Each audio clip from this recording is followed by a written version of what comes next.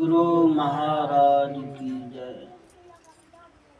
मूकं करोति वाचालं पंगुं लंघयते गिरिं यत्कृपातमहं वन्दे परमानन्दमाधवम्। वन्दे बोधमयं नित्यं गुरुं शङ्कररूपिणं यमाश्रितो हि वक्रोऽपि चन्द्रः सर्वत्र वन्द्यते। धन्य धन्य सद्गुरु सुखद महिमा कही न जाय। जो कछु कहूँ तुम्हारी कृपा मोते कछु न बसाए। अव्यक्त रूप में विराजमान परमाराध्य सद्गुरु महाराज के युगल पाद पद्मों में कोटि सा नमन। व्यक्त रूप में मंचासीन पूज्य बाबागण, उपस्थित सत्संग प्रेमी सज्जन वृंद, माताओं तथा बहनों, सबों को प्रणाम।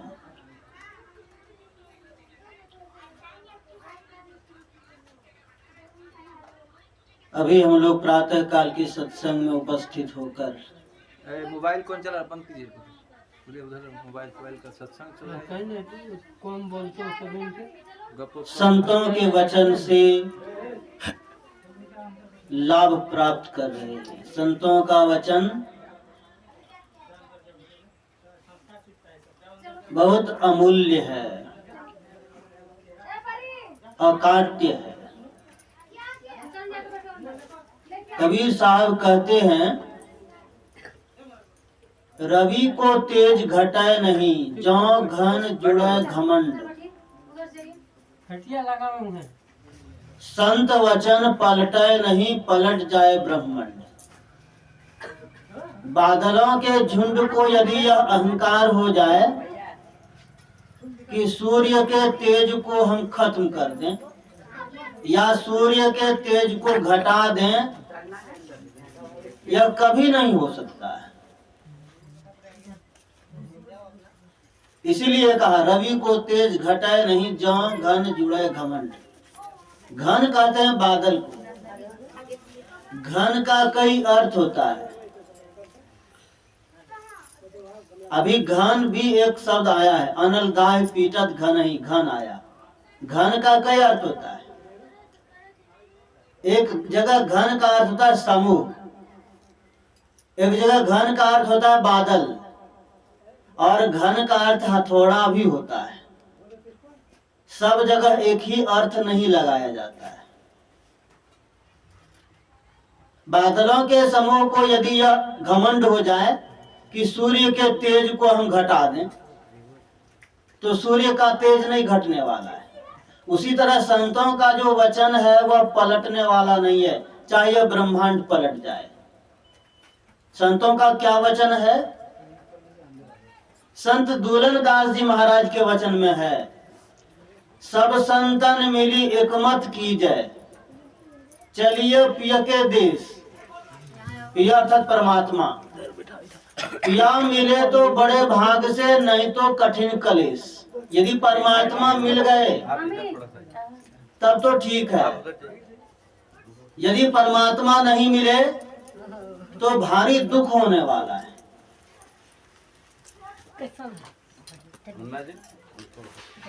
सब कोई चुपचाप बैठिए, गप सप मत करिए। सत्संग हो रहा है, सत्संग के बाद फिर गप सप करिएगा, बहुत समय मिलेगा गप सप करने के लिए।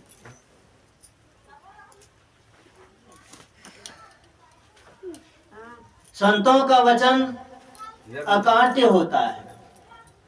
अभी जो प्रसंग हम लोग सुने हैं उसमें प्रसंग है कि एक बार सनकादिक ऋषि भगवान श्री राम के पास में आए। सनक, सनंदन, सनातन और सनत कुमार, ये चार ऋषियों को सनकादिक ऋषि कहा जाता है। ये चारों भगवान राम के पास आए। कब? जब भगवान राम अपने भाइयों और हनुमान जी सहित वाटिका में विचरण कर रहे थे। जैसे ही आए सनकादिक ऋषि, भगवान ने उनको बैठने के लिए अपना पीताम्बरी बिछा दिया और दंडवत प्रणाम किया। भगवान, यद्यपि ऋषि लोग जानते हैं कि ये स्वयं भगवान हैं, इस धरती पर अवतीर्ण हुए हैं,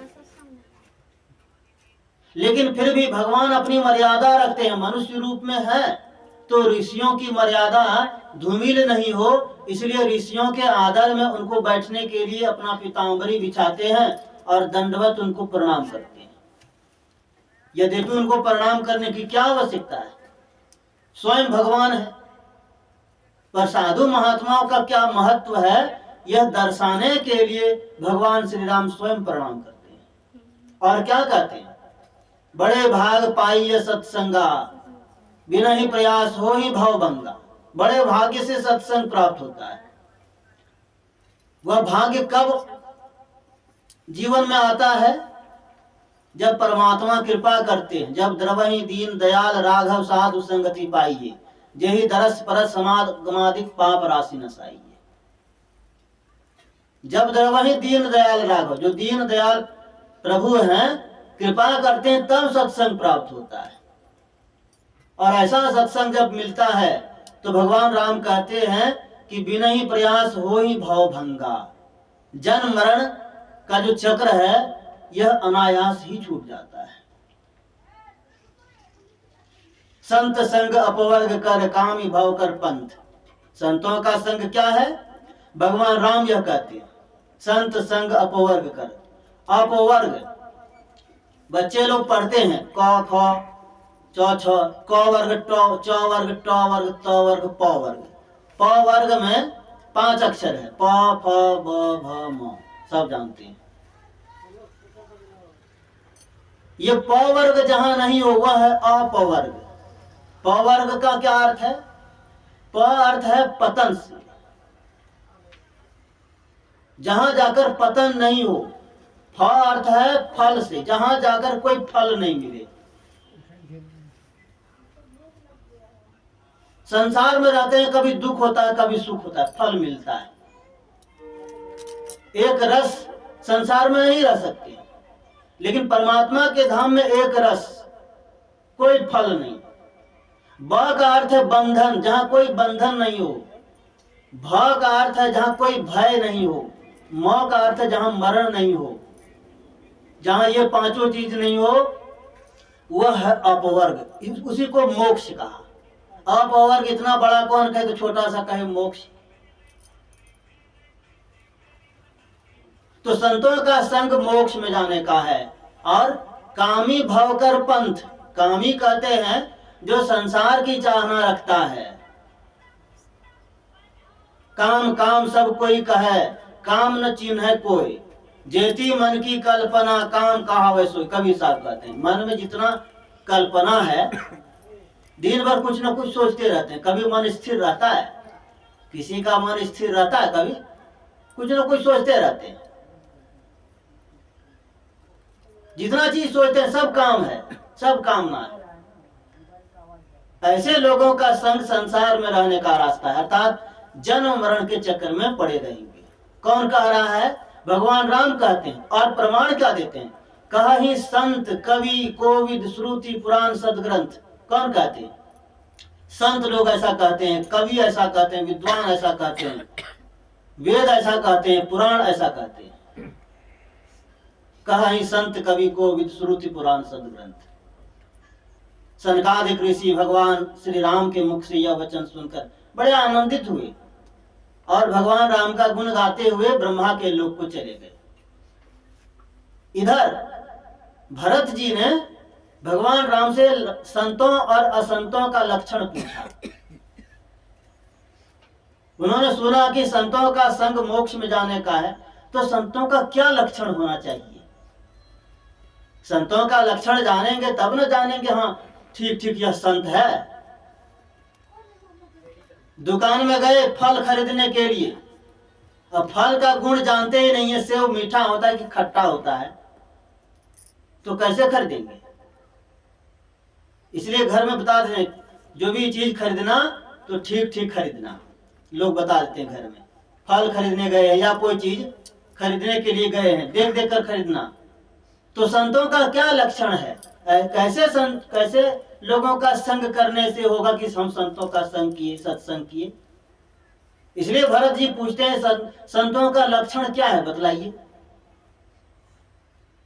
संतों का लक्षण यदि नहीं जानेंगे तो दुष्टों के संग में पड़ जाएंगे, और दुष्टों के संग में पड़ने से क्या होगा, रामचरितमानस के बाल कांड में है, हानि कुसंग सुसंगति लाहु लोक वेद विदित सब काहू। कुसंग होगा तो हानि होगी, यह निश्चित है। आज तक कभी भी किसी को कुसंग से लाभ हुआ हो, ऐसा नहीं हुआ है। इसलिए भरत जी पूछते हैं कि संतों का संग आप कहते हैं करने, तो संतों का क्या लक्षण है और दुष्टों का क्या लक्षण है। दुष्टों का लक्षण जानेंगे तब दुष्टों से दूर होंगे। जैसे एक फल होता है इतना छोटा छोटा, अलकुस्सी जिसको बोलते हैं, जो लोग जानता है उससे छुआ गए तो उसे खुजली होना शुरू होगा तो बंद नहीं होगा जल्दी। जो जानते हैं उससे सटते नहीं, जो नहीं जानते वो सटते हैं कि नहीं। सोचा देखें क्या है, छू करके देखा तो खुजली होने लगी। दूसरा कोई छूने आएगा, अरे उसको अरे मत छुओ बताएगा उसको, क्यों, वो लक्षण जान रहा है उसका तब। और जो लक्षण नहीं जान रहा है, जो लक्षण नहीं जान रहा है वो क्या करेगा, छू लेगा। उसी तरह दुष्टों का लक्षण क्या होना चाहिए, संतों का क्या लक्षण होना चाहिए। संतों का लक्षण हुए जाने बिना कैसे अच्छे लोगों का संग होगा। इसलिए भरत जी पूछते हैं। क्या भरत जी नहीं जानते, भरत जी सब जानते हैं। भरत जी को संत की उपमा दी गई है, वो सब जानते हैं, लेकिन साधारण लोग, सर्वसाधारण लोग आगे चल करके कैसे जान सकेंगे, इसलिए पूछते हैं। सबरी माता को भगवान राम नवधा भक्ति का उपदेश क्यों दिए। क्या सबरी माता को भक्ति में कोई कमी थी, कोई कमी नहीं, फिर भी भगवान राम उनको नवधा भक्ति का उपदेश दिए। क्यों, क्योंकि आगे चलकर लोग इसी का अनुसरण करके भक्ति करेंगे, इसलिए। तब भगवान श्री राम लक्षण बतलाते हैं। सुनो हे भरत, सुनो क्या लक्षण है। संतन के लक्षण सुनु भ्राता, अगणित श्रुति पुराण विख्याता। हे भाई, संतों का लक्षण सुनो। कितना है, अनगिनत है, गिनकर खत्म नहीं कर सकेंगे। अगणित अगणित उनका गुण है, उनका लक्षण है। किसमें है, तो कहते हैं वेद और पुराण में। अगणित श्रुति पुराण विख्यात।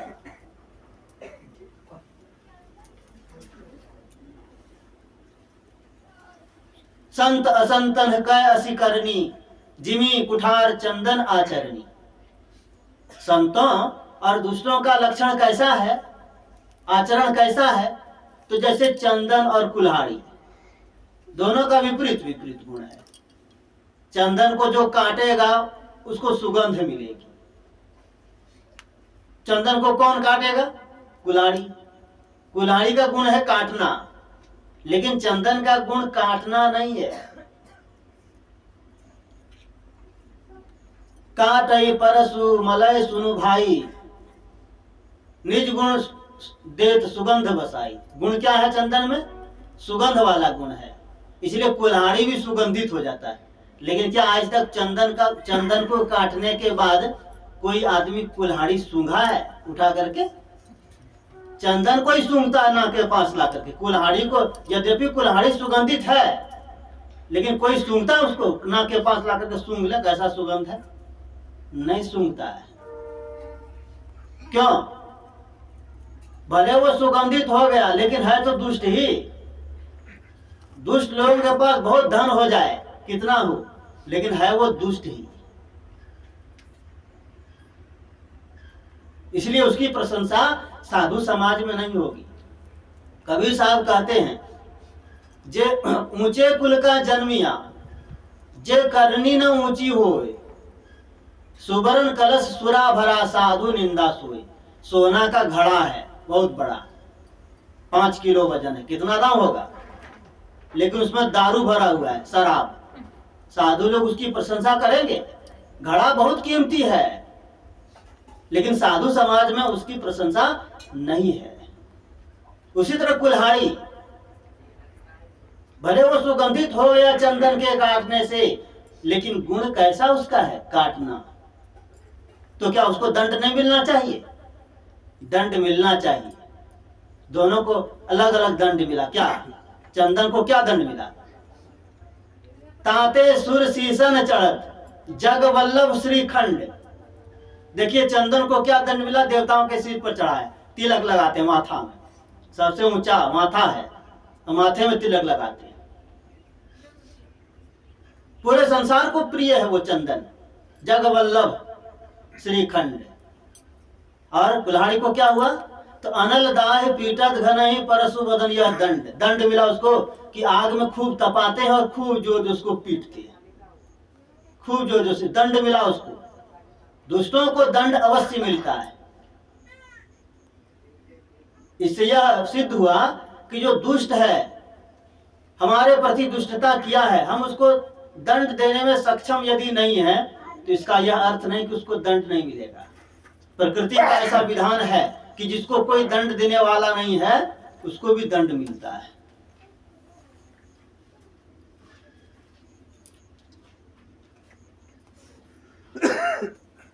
फिर आगे संतों का लक्षण बतलाते हैं।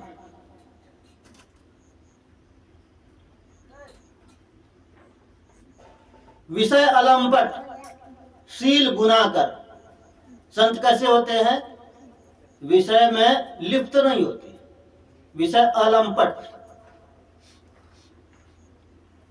विषय क्या है? रूप, रस, गंध, स्पर्श और शब्द, ये 5 विषय है। विषय कहते हैं वस्तु को। वस्तु मतलब समझ जाते हैं लोग, सामान, जिसको कहेंगे सामान, उसी को कहते हैं वस्तु। विषय कहते हैं वस्तु को। तमाम संसार में कितनी वस्तुएं हैं?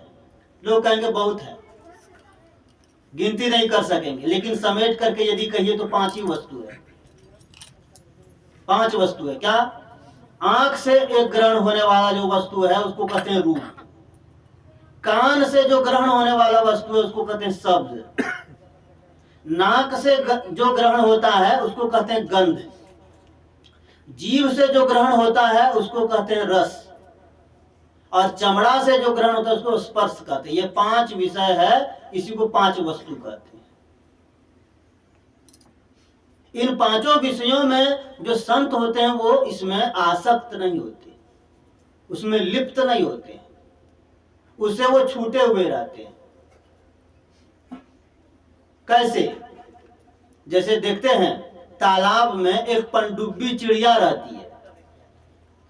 अब पनडुब्बी चिड़िया तालाब में, पूरे तालाब में घूमती है और कभी कभी गोता भी लगाती है। और जैसे पानी से ऊपर आए, पंख ऐसे करके झाड़ दिया, सब पानी चढ़ गया। पानी एक बूंद भी चिपकता है उसके पंख में? नहीं चिपकता है पानी में, लेकिन फिर भी पानी से वो निर्लिप्त है। कमल का फूल खिलता तो तालाब में है, कीचड़ में, लेकिन क्या कमल का फूल कीचड़ में लिप्त है? पानी में भीजा हुआ है, हमेशा वो उठा हुआ ऊपर रहता है। उसी तरह संत जो होते हैं संसार में रहते हैं 5 विषयों के बीच, लेकिन 5 विषयों में वो लिप्त नहीं होते। इसलिए विषय अलंपट शील गुनाकर। शील कहते हैं सत्यता और नम्रता के व्यवहार को। कितनी सत्यता उसमें है, बहुत सत्यता है, अर्थात असत्यता बिल्कुल नहीं है, और नम्रता भी बहुत है।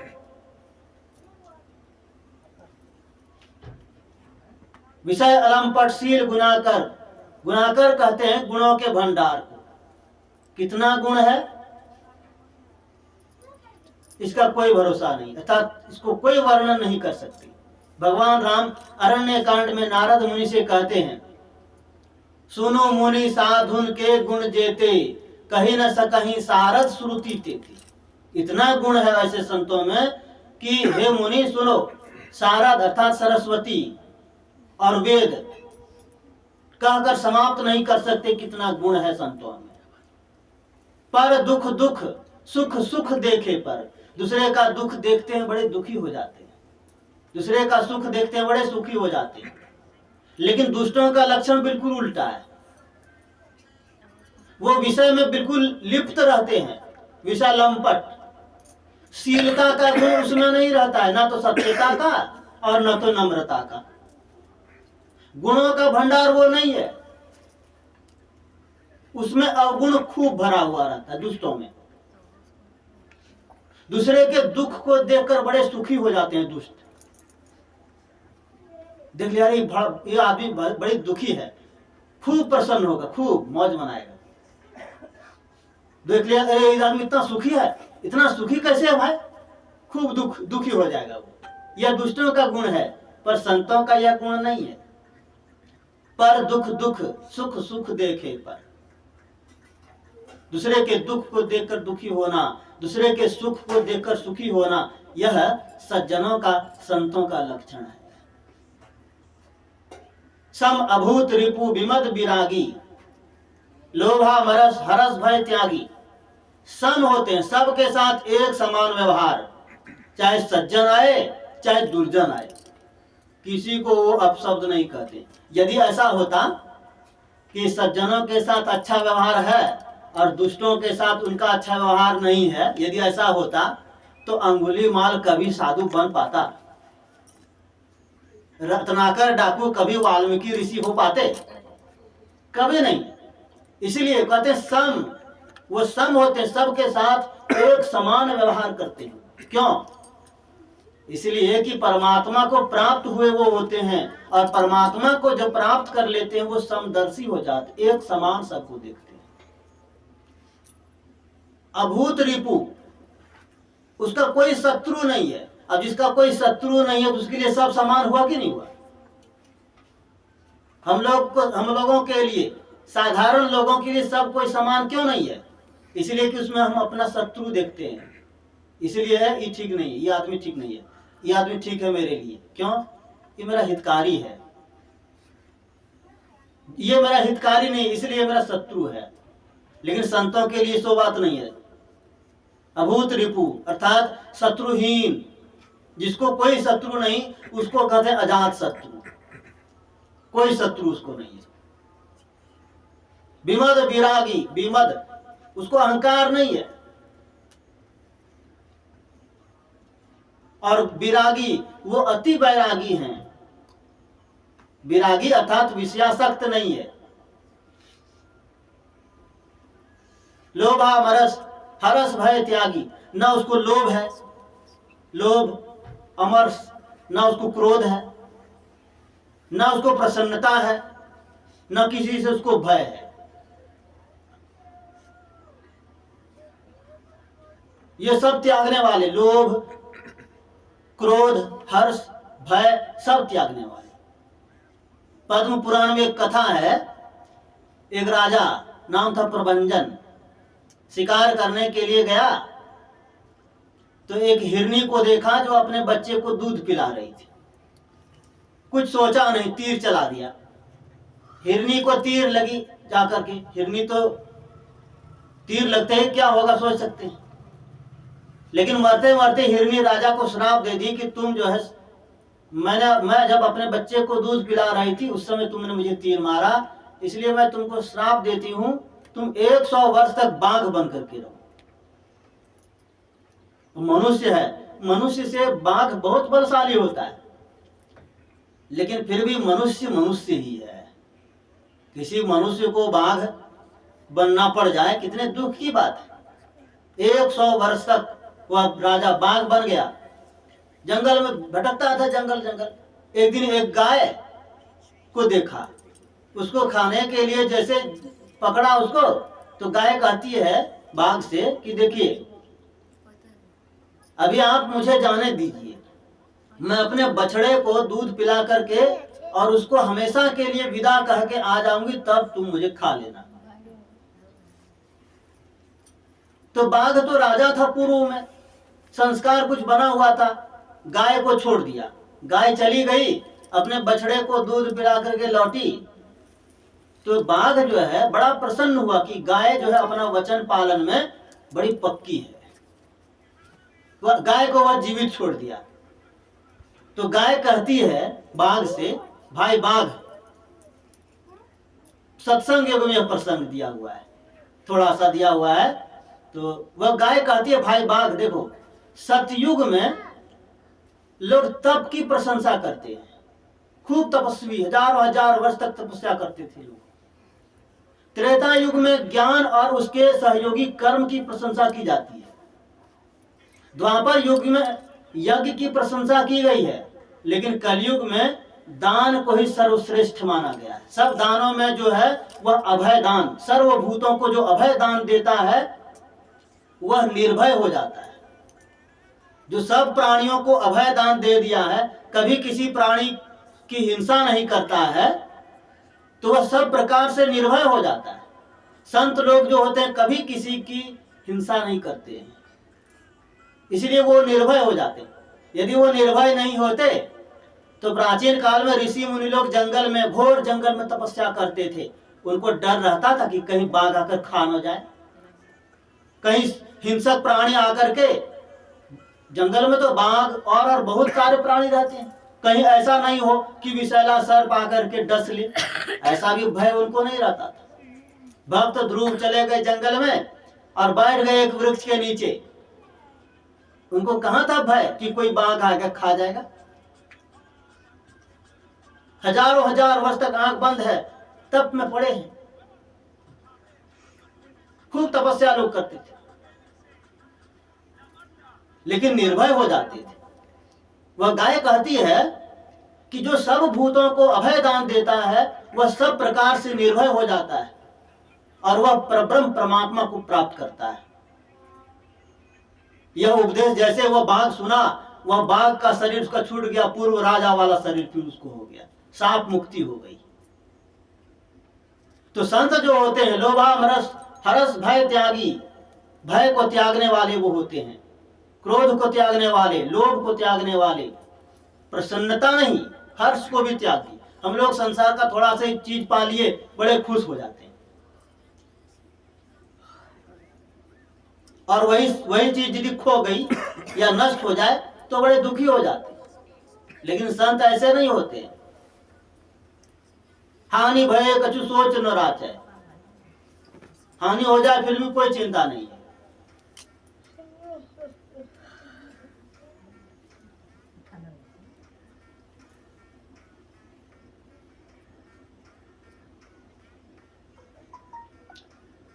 और क्या भगवान राम, यह भगवान राम का वचन है, हमेशा ख्याल रखिए। कोमल चित्त दीनन पर दाया, उनका चित्त कितना कोमल है, कितना कोमल है। महोपनिषद में आया है, अयम निजः परो वेति गणना लघु चेतसाम, यह मेरा है, यह मेरा अपना है और यह उसका है। ऐसा कौन सोचते हैं? जिसका विचार संकुचित है। अयम निजः परो वेति गणना लघु चेतसाम, जिसका चित्त, जिसका विचार संकुचित, सिमटा हुआ है, वो सोचते ये मेरा अपना है, ये तो दूसरे का है, ये तो मेरा बच्चा है। अपने बच्चे के लिए सब कोई बहुत कुछ करते हैं, लेकिन दूसरे का बच्चा जैसे आ गया तो क्या करते हैं, ये तो दूसरे का बच्चा है। कौन ऐसा करते हैं? तो जिसका विचार संकुचित है। लेकिन उदार चरित्र वाले कैसे होते हैं? उदार चरितानाम तो वसुधैव कुटुंबकम, उदार चरित्र वाले के लिए पूरा संसार अपना परिवार है। संत लोग ऐसे होते हैं, उनका चित्त इतना कोमल है कि पूरे संसार को अपना मानते हैं। वो पूरा संसार जब अपना परिवार है तो किसके लिए वो जो है मनाएंगे कि इसको दुख हो जाए? किसी के लिए नहीं। इसलिए संतों ने क्या कहा, सर्वे भवन्तु सुखिनः, सब कोई सुखी हो, सर्वे सन्तु निरामया, सब कोई निरोगी हो। लेकिन डॉक्टर लोग कहेगा सब कोई निरोगी हो? डॉक्टर लोग यदि कह दे सब कोई निरोगी, एक जगह गए थे सत्संग करने, एक आ गया डॉक्टर, तो हम बोले डॉक्टर लोग साधु महात्मा को पसंद नहीं करता है। तो डॉक्टर कहता है क्यों पसंद नहीं करता है? तो हम बोले देखिए, आप लोग डॉक्टर हैं, लोगों का इलाज करते हैं, रोगी है इलाज किए, और साधु महात्मा कहते हैं सर्वे सन्तु निरामय, सब निरोगी हो जाए। तो सब निरोगी हो जाए तो आप लोगों का रोजगार क्या होगा? चौपट होगा कि नहीं होगा? जो संत होते हैं वही चाहते हैं, जैसे एक माता पिता अपने संतान के लिए चाहते हैं कि कभी वह रोगी नहीं हो, उसी तरह संत चाहते हैं कि सभी निरोगी हों। इसलिए सर्वे सन्तु निरामया, सर्वे भद्राणि पश्यन्तु, सभी को भला देखें, माँ कश्चित दुख भाग भवेत्, कोई दुख का भागीदार ना बने। ऐसे संत, कितना कोमल चित्त उनका है। जिसका चित्त कोमल होगा वही दीनों पर दया करेंगे। कोमल चित्त दीनन पर दाया, मन बच क्रम मम भगति अमाया। मन से, वचन से, कर्म से मेरी भक्ति करने में रहते हैं। कौन कह रहे हैं? भगवान श्री राम। भगवान राम ऐसा कह रहे हैं। सबही मान प्रद आप अमानी, सबको सम्मान देने वाले हैं, लेकिन वह यह नहीं चाहते कि हमको कोई सम्मान दे। लेकिन क्या नहीं चाहने से उनको सम्मान नहीं मिलता है? खूब सम्मान उनको मिलता है। भगवान बुद्ध जब राजपाट छोड़ दिए, चले गए वन में, घोर तपस्या किए, उस समय कौशल देश का एक बहुत ही बड़ा सेठ था, उसका नाम था सुदत्त। बहुत धनी सेठ, लेकिन जितने अनाथ बच्चे होते थे सबका भरण पोषण का जिम्मा वो ले लिया था, इसीलिए उसका नाम पड़ गया अनाथ पिंडिक। लेकिन नाम उसका सुदत्त था। जब भगवान बुद्ध के बारे में सुना, भगवान बुद्ध के शरण में गया, जब भगवान बुद्ध के प्रति उनको बड़ी आस्था हो गई, उन्होंने सोचा कि भगवान हमारे भी यदि राज्य में आए तो वहां के भी लोगों का भला होगा, बहुत भला होगा। आमंत्रित किया। भगवान बुद्ध बोले ठीक है, मैं अपने भिक्षुओं सहित आऊंगा। तो वह सुदत्त सोचने लगा भगवान के ठहरने के लिए कौन सा स्थान ठीक होगा। तो उस समय कौशल नरेश थे प्रसेनजीत, उसका एक बेटा था, उसका नाम था जेत कुमार। एक बहुत ही सुंदर वन था, तो वह राजा अपने बेटे के नाम से उसको कर दिया था, इसलिए उसका नाम था जेत वन। वह सुदत्त अनाथ पिंडिक सोचा यही वन ठीक रहेगा भगवान बुद्ध के लिए। तो गया राजा प्रसेनजीत के पास कि वह वन आप मुझे दे दीजिए, भगवान बुद्ध के लिए वहां हम विहार स्थल बनवाएंगे। कहा नहीं नहीं, वह जगह तो मैं अपने बेटे को दे चुका हूं, आपको कैसे दे दूं? खूब मेहनत किया, नहीं माना। कहा ठीक है, यदि आप कहते हैं तो जाइए मेरे बेटे के पास, यदि वह मान जाए तो ले लीजिए। गया उसके बेटे के पास, और उसका बेटा मजाक कर दिया, यदि आप उसको लेना चाहते हैं तो जितनी भूमि आप लेना चाहते हैं उतनी भूमि में आप स्वर्ण मुद्रा बिछा दीजिए, सोने का सिक्का बिछा दीजिए।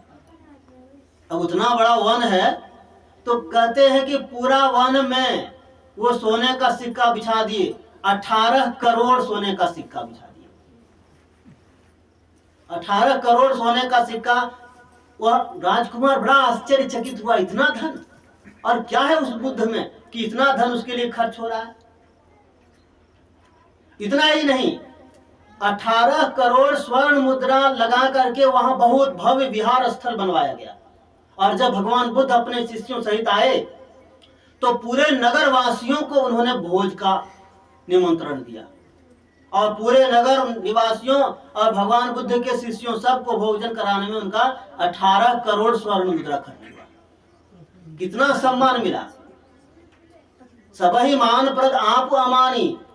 भगवान राम कहते हैं सबको मान देने वाले हैं, लेकिन उसको भी बहुत मान मिलता है, भले वो नहीं चाहे।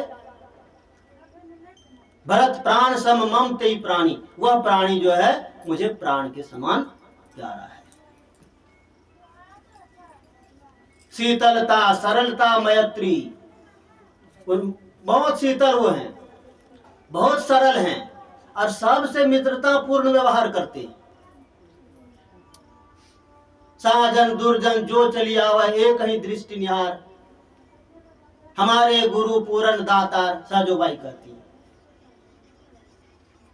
शीतलता, सरलता, मैत्री, द्विज पद प्रीति, धर्म जनयत्री, द्विजों के चरणों में प्रेम करने वाले होते हैं और धर्म को उत्पन्न करने वाले होते हैं। ऐसा धर्म जिस धर्म को धारण करने से अधोगति नहीं होगी, दुर्गति नहीं होगी, ऐसा धर्म वो उत्पन्न करने वाले होते हैं।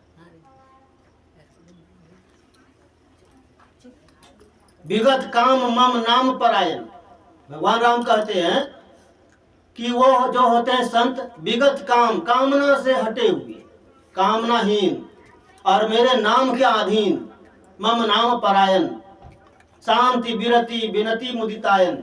वो शांत होते हैं, उनमें कितनी शांति है, जैसे परमात्मा में शांति है उसी तरह उसमें शांति है।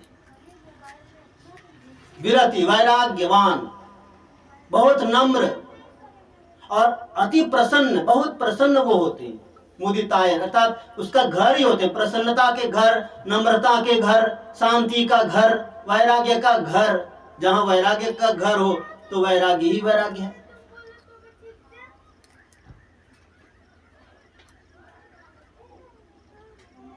भगवान राम कहते हैं यह सब जो लक्षण जिसमें दिखाई पड़े, ये सब लक्षण बस ही जासु उर, जाने हुतात संत संतत फुर। यह सब लक्षण जिसके हृदय में, जिसमें तुमको लगे कि यह सब लक्षण है, तो समझना वह संत है। सम जम नियम नीति नहीं डोलहीं। सम अर्थात मनोनिग्रह, उनका मन रुका हुआ है। मन जैसे हम लोगों का दिन रात कुछ न कुछ सोचते रहता है, संतों का मन वैसा नहीं है। जैसे तैसे कुछ से कुछ सोचते वो नहीं रहते। इंद्रिय निग्रह में वो बड़े तत्पर हैं। इंद्रियां उनकी रुकी हुई हैं। इंद्रियां विषय की ओर नहीं दौड़ती हैं। नियम के वो पक्के होते हैं। सम दम नियम नीति, नीति में भी उनकी नीति कैसी है? बहुत अच्छी नीति है। सम दम नियम नीति नहीं डोलहीं। परुष वचन कबहू नहीं बोले। परुष माने कठोर। इसलिए गुरु महाराज कहते हैं सत्य सुहाता वचन कहिए। सत्य हो लेकिन वो सुहावना होना चाहिए। ऐसा नहीं कि सत्य, संत लोग जो है सत्य वचन बोलते हैं, बड़े सरल सरल में प्रेम से बोलते हैं। परुष वचन कबहू नहीं बोले, कभी नहीं बोलते कठोर वचन। निंदा स्तुति उभय सम, ममता मम पद कंज। निंदा में भी और स्तुति में भी वो बराबर रहते हैं। कोई गाली दे दिया फिर भी कोई बात नहीं, कोई प्रशंसा कर दिया फिर भी कोई बात नहीं। भगवान बुद्ध जा रहे थे, एक आदमी आया खूब गाली बकने लगा। भगवान बुद्ध रुक गए, खड़े हो गए। थोड़ी देर के बाद भगवान बुद्ध कहते भाई तुम्हारा कहना हो गया तो मैं आगे जाऊं। उसको बड़ा आश्चर्य लगा, अरे ऐसा ये कैसा आदमी है? कहता मैंने आपको इतना गाली दिया, आप कुछ नहीं बोले। कहा यदि तुम 7 साल पहले आते तब मैं भी तुमको गाली देता। तुमने आने में बहुत देरी कर दी, 7 साल की देरी हो गई तुमसे आने में। पहले यदि आते तब हम भी तुमको गाली दे देते। तो निंदा स्तुति उभय सम, और क्या? ममता मम पद कंज। भगवान राम कहते हैं मेरे चरण कमलों में उनको प्रेम है।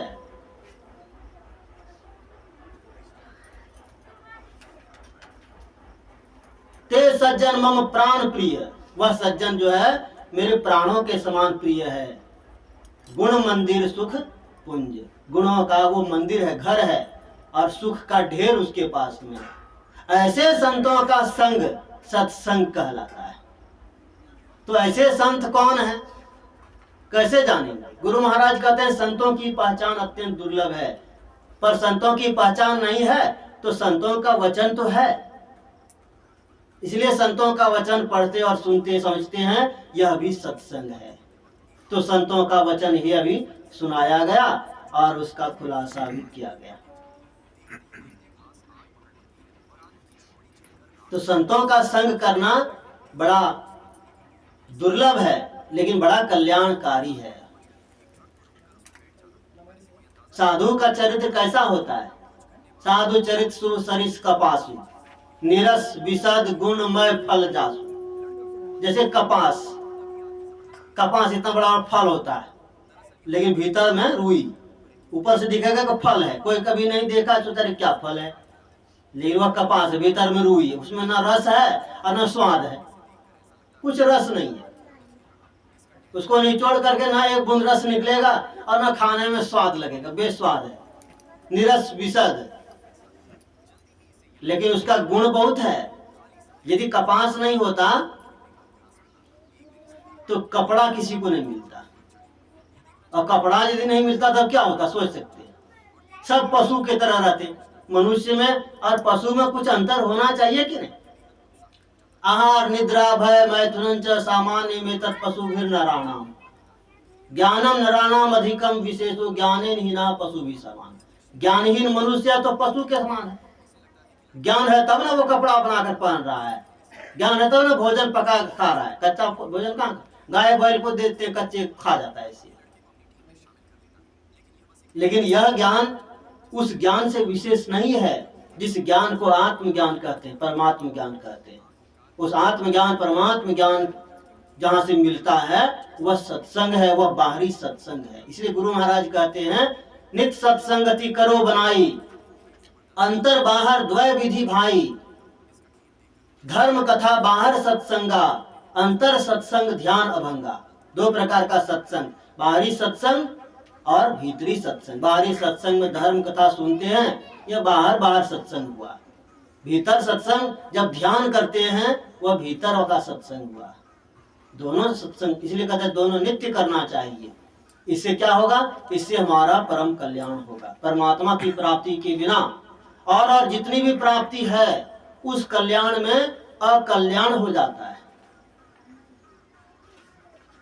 मशीन खरीद कर लाया गया, मन में हुआ कि नहीं ठीक ठीक रोजगार चले। यदि कोई कारणवश रोजगार नहीं चला तो कल्याण में अकल्याण हुआ कि नहीं हुआ। बहुत लोग ऐसे हैं, बड़े बड़े फैक्ट्री बंद हो जाता है, बंद हो जाती फैक्ट्रियां, लोगों को घाटा लग जाता है। लेकिन ईश्वर की भक्ति में कभी घाटा लगेगा ऐसा नहीं हो सकता है। भक्ति बीज बिनसाए नहीं, जो जुग जाए अनंत, अनंत युग, अनेकों युग बीत जाए फिर भी भक्ति का जो भक्ति करने वाले को घाटा नहीं है। ऊंच नीच घर जन्म ले तब संत को संत, भक्ति बीज पलटा नहीं, आए पड़े जो चोल, कंचन जो विष्ठा पड़े घटाए न ताको मोल। भक्ति करने वाले को कभी घाटा नहीं लगेगा। लाभ क्या होगा, अगवानी तो आइया, ज्ञान विचार विवेक, पीछे गुरु भी आएंगे सारे साज समेत। आगे क्या आएगा, ज्ञान होगा, विचार होगा, अच्छा विवेक जगेगा कि क्या सही है क्या गलत है, इसका ठीक ठीक निर्णय कर सकेंगे। और पीछे परमात्मा भी आएंगे। परमात्मा की प्राप्ति हो गई तो सब झंझट खत्म। फिर उसके बाद न जन्म लेने का झंझट और न मरने का झंझट, न दुख होगा, न भूख लगेगी, न प्यास लगेगी, किसी न घर बनाना पड़ेगा, कुछ नहीं। उस घर में प्रतिष्ठित हो जाएंगे जिस घर से फिर वापस संसार में नहीं आना होगा। वह ईश्वर की भक्ति ऐसी ही है। अस्य हरि भगति सुगम सुखदाई, को अस मूढ़ न जाय सुहाई। ऐसी जो ईश्वर भक्ति है सुगम है और सुखदाई, जो सुख देने वाला। तो कौन मूर्ख ऐसा है जिसको यह भक्ति अच्छी नहीं लगे। जिसको भक्ति अच्छी नहीं लगे, जैसे दूध और शराब, अब आदमी दूध छोड़कर शराब पिएगा तो उसको होशियार कौन कहेगा, कौन बुद्धिमान उसको कहेगा। उसी तरह से भक्ति और विषय दोनों दो चीज है। भक्ति को छोड़कर विषय में लगते हैं उसको मूर्ख कहा गया, और विषय को छोड़कर भक्ति में लगते हैं उसको बुद्धिमान कहा गया। क्योंकि विषय का सेवन करने वाला जन्म जन्मांतर के चक्र में पड़ा रहता है, दुख भोगता रहता है। पर भक्ति करने वाला कभी दुखी नहीं होता। वह धीरे धीरे दुखों से छूटते हुए परमात्मा की ओर आगे बढ़ता है। परमात्मा की प्राप्ति में सारे दुख निवृत्त हो जाते हैं, सब दुख छूट जाते हैं। इसलिए सबको चाहिए कि ईश्वर की भक्ति करे। और अभी जिस अवसर पर यह सत्संग किया गया, हम लोग गुरु महाराज से प्रार्थना सबको मिलकर करें कि इनका यह जो है रोजगार सफल हो, दिन दूनी रात चौगुनी के अनुसार से सफलता मिले। इन्हीं शब्दों के साथ बोलिए श्री सद्गुरु महाराज की जय।